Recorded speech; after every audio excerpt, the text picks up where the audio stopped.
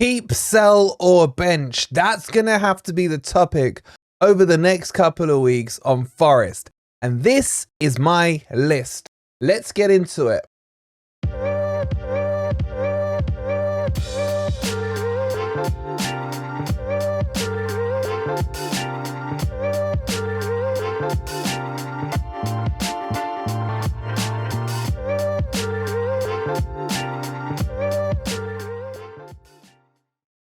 Good morning, good evening, or good night. Hope you guys are doing well, and welcome to my keep, sell, or bench list. Before we get into it, as always, hit that like button. It's free to do. Let's get like 527 likes. That like button, as you look at it now, is less than that. Make sure you press the like button. Even if it's above it, press it. And if you're new here, subscribe to the biggest Forest fan channel on YouTube. And go and grab your signed framed LED Forest shirt, signed by the player squad, a throwback to last season, with the likes of Cooper on there, Brennan Jono on there, Morgan Gibbs-White, and yeah, Jesse Lingard. Links pinned in the comments and in the description. Go check it out. It's an absolute banger, this one, by Football Prizes. Okay, so how are we going to structure this video? Not the easiest video to do because as we get memed all the time, Forest have like 600 players, or you need 2 buses and all this stuff. So I'm going to bunch it a little bit. There's going to be some obvious players that we need to keep, some obvious ones that need to be sold, and some obvious ones that need to be benched. So I'll shout them out. And I really want to focus on the ones where I feel maybe I'm being a bit controversial. Maybe you guys might not agree with me. Maybe all of you will agree with me because that's how it should be, right? But I'll go through them. What we're going to do, we'll kick off with the keeps first. And I'm going to do a couple of quick shout outs here because there's some obvious ones. Now, let me give you my rules as well. This has got nothing to do with PSR. This has got nothing to do with length of contracts or age or anything like that. This for me is just about pure ability on the pitch. So play along in the comments. Give me your top keep, give me your top sell, and give me your top bench in the comments down below. Okay, I think we're all mostly going to agree on this. I think, but who knows. For my keeps, Murillo, and this is in no particular order. Murillo, Niakate, Einar. I'm going to keep Nico Williams, Hudson-Odoi, Dominguez, MGW, and Danilo. I think within that, there's not really too many that people would argue. Maybe some of you would be like Niakate. For me, the one who is borderline still is Williams in that list, even though I definitely would keep him. Excuse me. I think he's still borderline. I think he's improved heavily, but is he a complete and utter, fully fledged right back yet? I don't know, but I'm willing to give him time. I know he won player of the month like 3 months in a row, but no goals, no assists. Anyway, that's a whole other debate.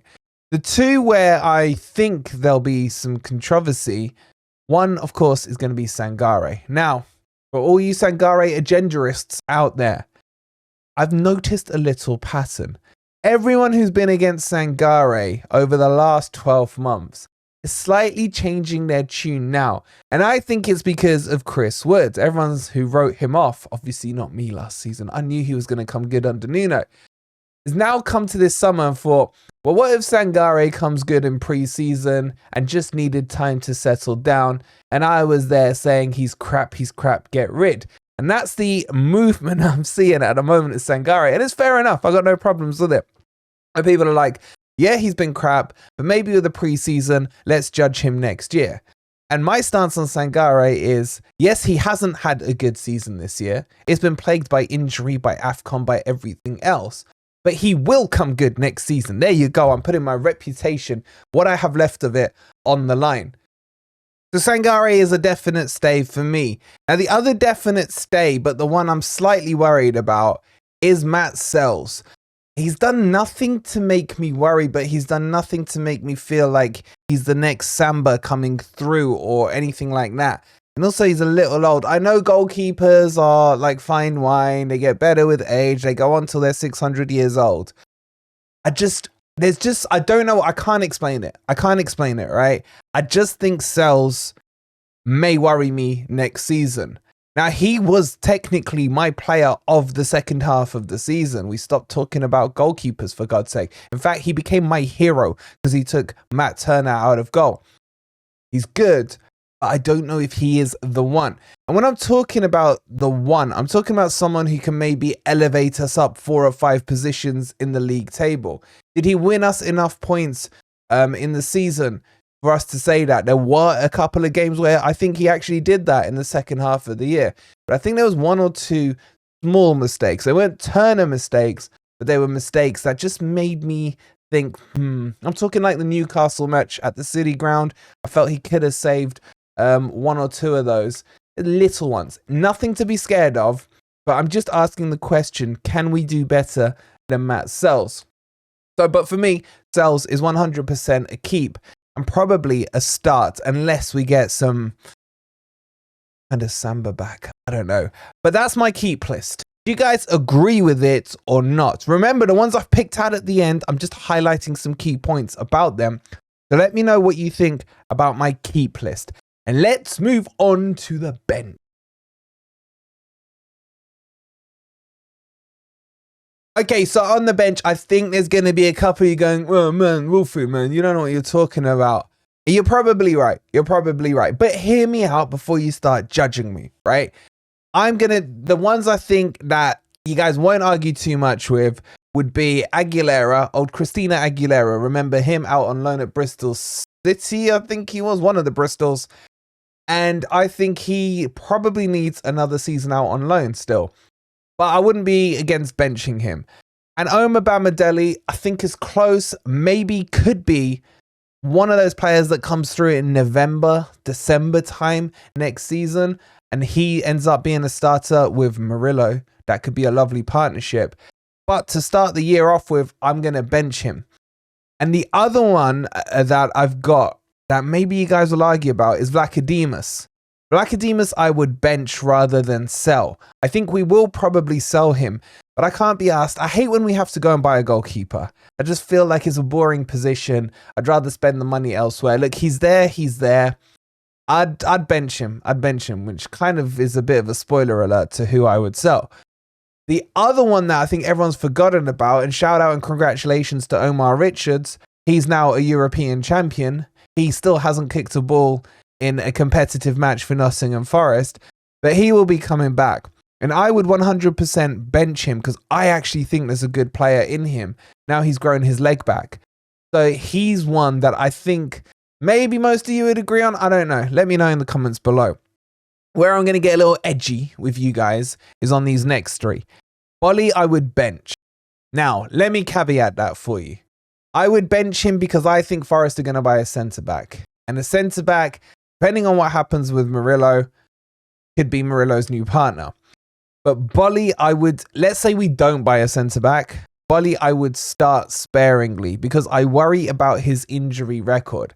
I think we'll do well next season to get 15 games out of Bolly.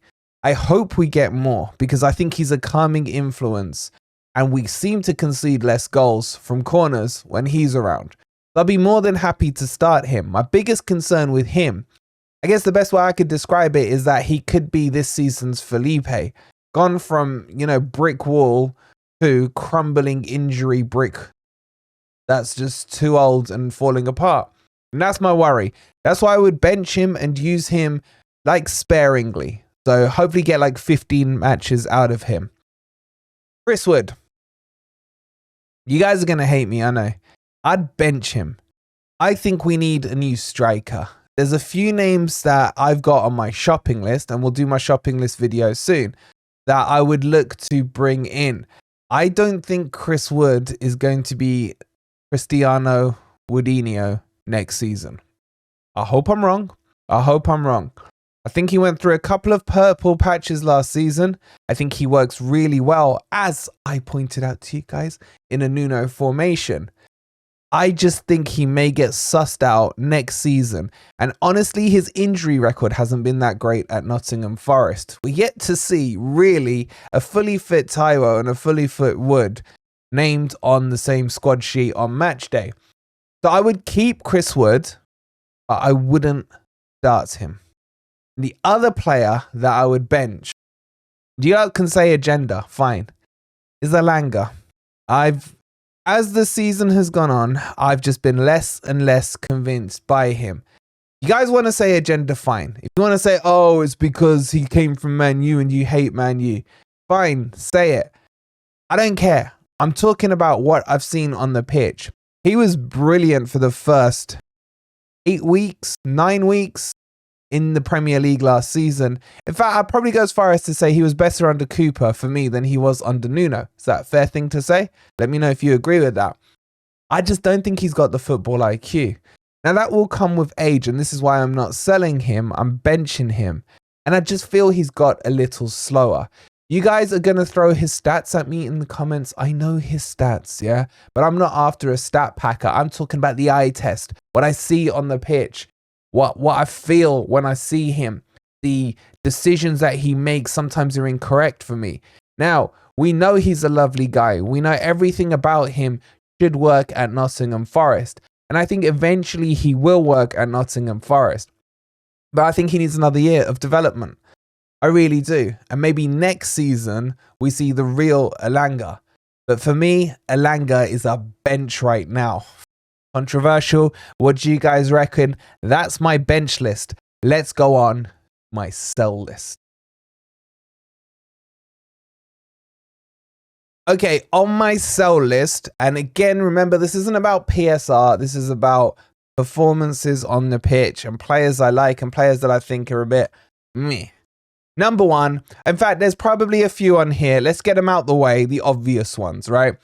So you've got Bowler, you got O'Brien, you got Dennis, you got Worrell, you got Mangala. Now, Mangala will be controversial for a few of you, but he's going to bring us in a quick 15 to 20 million plus the 8 he already has. I would keep him, but he's as good as gone, in my opinion. So those ones, let's scratch off. Worrell's probably going to go all profit, blah, blah, blah.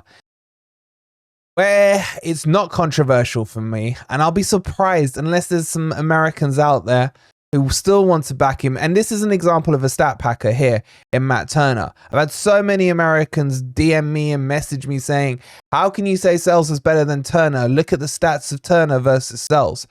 That's the whole eye test thing again. But I'm talking about Matt Turner. I never want to see him play for Forest. Ever again. Ever. I don't hate the guy. I don't dislike the guy. This is about performances on the pitch. He's not good enough. He's not good enough. He can't compose himself well enough. He's a streaky kind of confidence goalkeeper, and that's the one position you can't carry it. With a striker, you play him through bad form. Once they get a goal, they kick on, etc. With a goalkeeper, he's the last line of defense. You can't risk it. And when he's bad, he's atrocious. And he single-handedly, I believe, cost us between 6 and 12 points last season. And like I said, we stopped the goalkeeper talk as soon as Matt Sells walked through the door. So Matt Turner, for me, is a get rid. I want to know if there's any of you who would keep him. Let me know in the comments down below. Now, the next one, and these next three are probably going to be a little controversial, right? But it's just my opinion. Don't hate me. Don't crucify me. It's what I do. Ryan Yates. I don't think he's good enough for the Premier League. He's somewhere in between bench and sell for me. I get the whole passion. I get all this. But I'm getting sick of hearing the same excuses for Ryan Yates mainly from the Cooperites. The non-Cooperites, they do try and put a little perspective on it. But the argument of he's one of our own. He's an academy player. He knows he's not as good as everyone else, but he leaves it out all on the pitch and all this bollocks. I'm not buying it now. We're in the Premier League. We've just about stayed up 2 seasons in a row now by the skin of our teeth. If we want to kick on, sentimentality is got to be drop kicked out of the window. And Ryan Yates, for me, carries a lot of that sentimentality. Look, if he ever goes, there's going to be this whole mourning, isn't there? Oh, the final one of the promotion heroes has now left Forest, etc., etc. Honestly, I love them for what they did, but my vision is forward, not backwards. So I'd sell him. The other reason I would consider selling him, and I know I'm being hypocritical here, PSR-wise, Brian Waits is worth about 10 mil. It would be pure profit, and he would clear about a third of the PSR debt that we need to worry about. I don't think he's going to be sold, by the way. I can't see it happening, but I'm just talking now perspective on the football pitch. So he's gone for me. The other one is Taiwo. Now, why am I saying Taiwo? I think Taiwo is too injury prone right now for us to keep. I know he scored 9 and 7, 7 in a row or 8 in a row, whatever it was. I just think we have better potential options that we could buy out there than Taiwo. I like him. I wouldn't be against him staying. But if he goes through another year of being injury prone again, his valuation is going to plummet. It's already taken a hit. We know there's interest from clubs like Chelsea and West Ham for him. Get the money. If we could get like 25, 30 mil for him, I think that's good money. We paid 17 for him. You know, it's not too bad. We're getting what, a 60% return on our investment. That's good money. And I still think he's Bambi on ice. Now, is my vision blurred by the fact that we haven't seen him playing at top form at full fitness for so long? Probably is. But I do still worry about that touch. But he did have a knack for being in the right place at the right time. But I would sell him. And then the other one, and this really is like, probably there's going to be an outcry here, Buffalo.